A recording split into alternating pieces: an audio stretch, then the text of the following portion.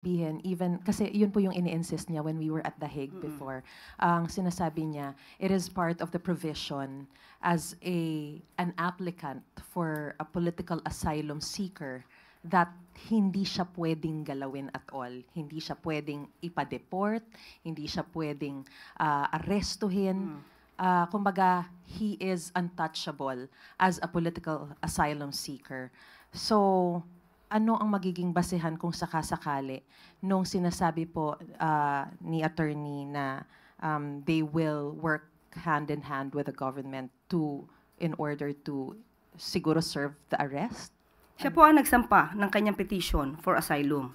So dapat po para hindi po siya maaresto since may valid warrant of arrest na inisyu ang ating bansa, siya po ang dapat magpatunay na ang pagkuha sa kanya gamit man ang Interpol or kooperasyon sa Interpol, siya magpatunay ang pagdala dito sa Pilipinas ay because of mere harassment. So may condition po yun.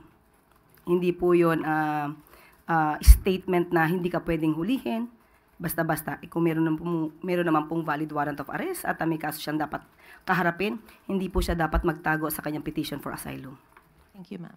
Next question,